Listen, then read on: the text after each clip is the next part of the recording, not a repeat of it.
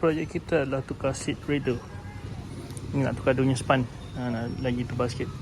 So ini yang dah buka. Dia kena buka dulu semua, lepas tu terus boleh buka. So ini dia. So aku akan buka semua klip ni. Jom. Dah cushion baru, lagi tebal. Ada dia punya ni. So yang ni yang lama. Kau tengok. Ni dia akan masuk dekat sini lah. Sini lah. So lagi tebal lah. Dia punya ni pada ni. So ada yang ni, dia punya lubang ni. Harus tak ada apa-apa adjustment. Kerja dia korang kena buang benda ni. So korang kena pelayar. Dan kena staple balik guna staplekannya ni. Jom. Elok lagi. Sekejap. Elok je. Push. Yang push yang ni tengok sini. Tengok sini. Nampak? Sini atas. Atas sikit. Sini. Macam tu.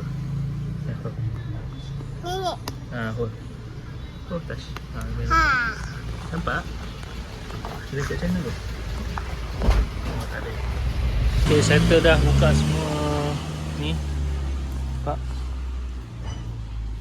Tu boleh terus buka.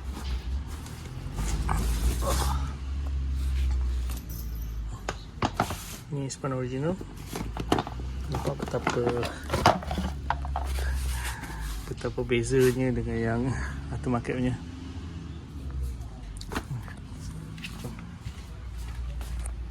Baru punya.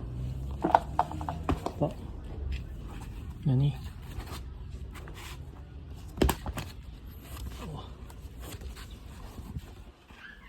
Beza.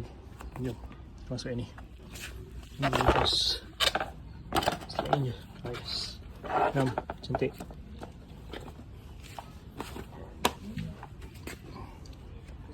So proses berklip. So masuk dengan padu lah. Lagi tebal. Aku ada beli dengan sarung dia yang ni. So ya, patutnya terus sarung mamak lah.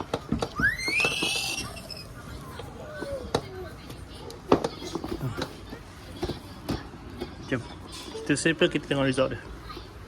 Kita tukar span si baru dengan si cover baru. Ni yang baru. So ni kena buka. So nak buka ni dia leceh sikit lah. Dia akan kacau tapi boleh buka juga. Dia agak ragu bakul. So dia tinggi sikit lah. So ini ada macam lengkuk ke atas, ni ke bawah. Ni yang lama punya. So aku simpan kot. So dia keras tapi dia ni tebal. So kita tengoklah macam mana nanti. Ni pada kerja tangan tak begitu cantik lah. Nak tukar korang kena ada yang stapler tu lah.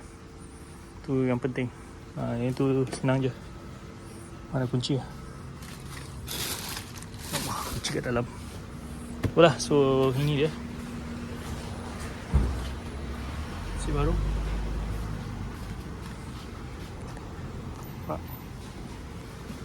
So ya, itu je saya nak share dengan korang macam mana nak buka dan tukar si baru.